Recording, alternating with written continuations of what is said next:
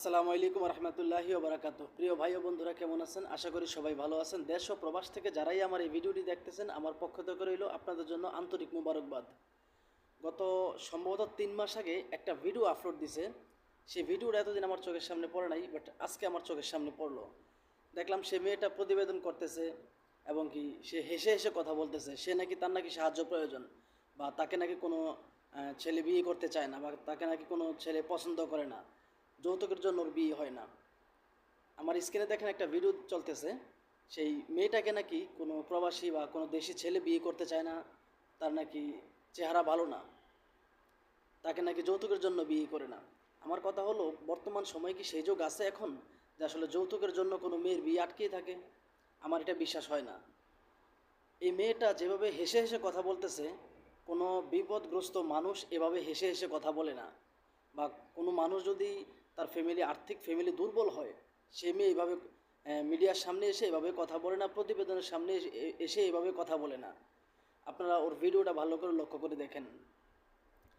এই যে ইউটিউবাররা প্রত্যেকটা মেয়ের ভিডিও করার সময় মেয়েটা যখন সালাম দেয়, সালাম দেওয়ার পরে একটা সতর্কবাণী লিখে দেয় যে আসলে এই ভিডিওর মাধ্যমে যদি কোনো গ্রাহক লেনদেনের ক্ষেত্রে যদি মন মালিন্য হয়, তাহলে চ্যানেল কর্তৃপক্ষ দায়ী না। তাহলে বিষয়টা এমন হলো না যে আসলে আমি চোরকে বললাম চুরি করো, গেরস্তে বললাম সজাগ থাক। বিষয়টা এমন হলো না? আমার তো মনে হয় বিষয়টা এমন হলো। কেননা এই যে ইউটিউবাররা, এরা কিন্তু সবাই জানে যে আসলে মেয়েরা প্রতিবেদনের নামে যে আধুনিক ভিক্ষা করে এবং কি প্রতিবেদনের নামে যে মানুষকে দেউলিয়া করে, মানুষকে ধোঁকা দেয়, এটা কিন্তু প্রত্যেকটা ইউটিউবার জানে। জেনেও তারা কিন্তু প্রতিটা মেয়ের ভিডিও করে। কেন করে? এটা আল্লাহ পাকই ভালো জানে। মানুষের লোভ কাহাকে বলে একমাত্র এই মেয়েদেরকে দেখলে বোঝা যায়। এই মেয়েরা যে কতটা লোভী, এটা একমাত্র যে ফাঁদে পড়ছে সেই বলতে পারে। আপনাদেরকে যদি আমি আমার কমেন্ট যে বক্সটা আছে সেটা যদি আমি আসলে উন্মুক্ত করে সবাইকে দেখাইতে পারতাম, তাহলে হয়তো আপনারা আরও সজাগ হইতে পারতেন যে আসলে মানুষ কতটা ক্ষতির মধ্যে আছে। এই সমস্ত মেয়েদেরকে নিয়ে মানুষ কতটা ক্ষতির মধ্যে আছে। আমার উন্মুক্ত করার প্রয়োজন নাই। আপনারা যে ভিডিওগুলো আমি আপলোড দিই, সেই ভিডিওর কমেন্ট বক্সে গিয়ে আপনারা দেখবেন যে আসলে মেয়েদেরকে ওরা কি বলে। আপনাদের মতো সাধারণ ভিউয়ার্স যে আসে, আইসা ভিডিওটা দেখে একটা কমেন্ট করে যায়, ছোট্ট করে একটা কমেন্ট করে যায়, তারা কমেন্টে কি লেখে, কত মানুষকে দেউলিয়া করছে, সেই কমেন্ট দেখলেই আপনারা বুঝতে পারবেন। আপনারা আর কবে সজাগ হবেন যে আসলে এই সমস্ত মেয়ে থেকে কবে সাবধান অবলম্বন করবেন? আপনারা প্রতিটা মেয়ের ভিডিও দেখেন এবং কি প্রতিটা মেয়েকে আপনারা ফোন দেন, ফোন দিয়ে আপনারা দেউলিয়া হন। টাকা ইনকাম করে ইউটিউবার, টাকা ইনকাম করে মেয়েরা, এবং কি ক্ষতির মধ্যে পড়েন আপনি। কিভাবে ক্ষতির মধ্যে পড়েন? বিষয়টা যেমন, আপনারা মেয়েকে ফোন দেন, ফোন দেওয়ার পর মেয়ের সাথে কথা বলেন, মেয়েকে ভালো লাগে, একটা ছেলে একটা মেয়েকে দেখলে ভালো লাগাটাই স্বাভাবিক। কারণ আমিও একটা ছেলে, আপনিও একটা ছেলে, আমার বাবা, আমার ভাই, তারাও একটা ছেলে।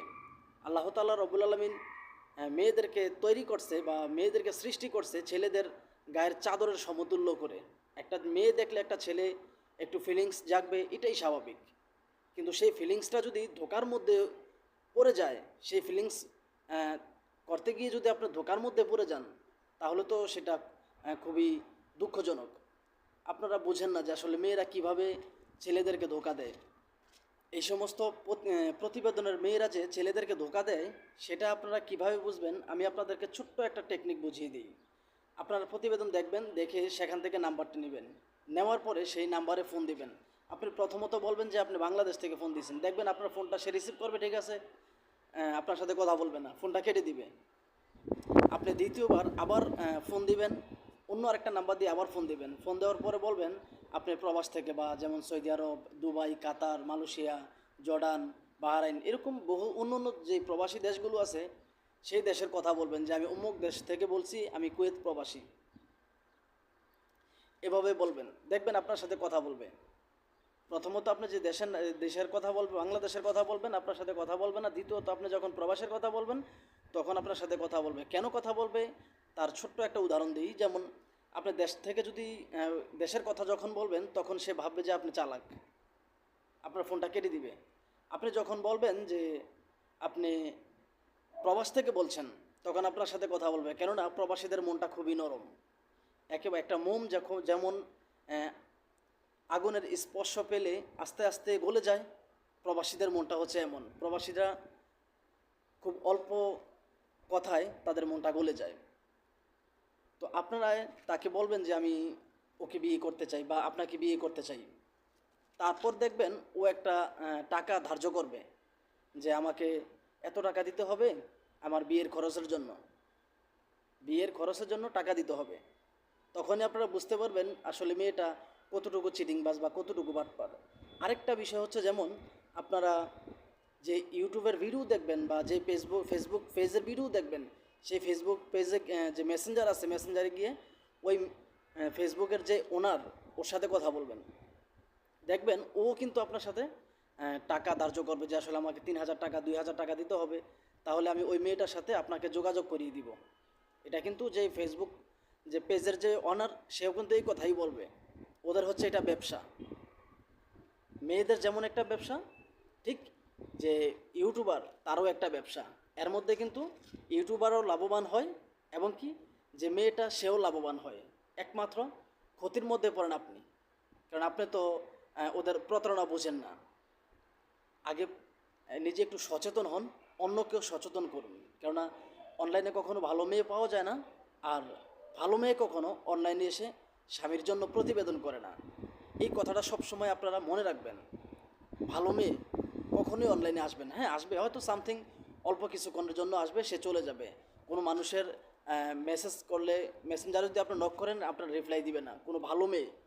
আর যখন সে মেয়েটা একটু অন্য টাইপের হবে, তখন সে ঠিকই রিপ্লাই দিবে। এই জন্য বললাম যে আপনারা সবসময় একটু, আপনারা এই সমস্ত মেয়ে থেকে দূরে থাকবেন। কেননা আপনাদের ক্ষতি মানে আমার ক্ষতি, কারণ আপনারা আমার প্রিয় প্রবাসী ভাই, আপনারা আমার প্রিয় প্রবাসী ভাই। আপনাদের টাকায় আমাদের দেশ চলে, আপনাদের রেমিটেন্সের টাকায় আমাদের দেশ চলে। এই কথা কেউ বিশ্বাস করুক আর না করুক, এই কথা আমি বিশ্বাস করি। কারণ আপনারা আমার প্রবাসী ভাই, আপনারা দূর প্রবাসে থেকে কতটুকু পরিমাণ কষ্ট করেন সেটা কিন্তু আমি বুঝি, এবং কি বোঝার মতো মন মানসিকতা আল্লাহ তাআলা রব্বুল আলামিন আমাকে দিয়েছে। আমি চাই আপনারা যেন কখনো কোনো মানুষ ক্ষতির মধ্যে না পড়েন এবং কি কোনো মানুষ ধোকার মধ্যে না পড়েন। এই ভিডিওটা আসলে কাউকে উদ্দেশ্য করে বানানো হয়নি, শুধুমাত্র সতর্কমূলক একটা ভিডিও ছিল।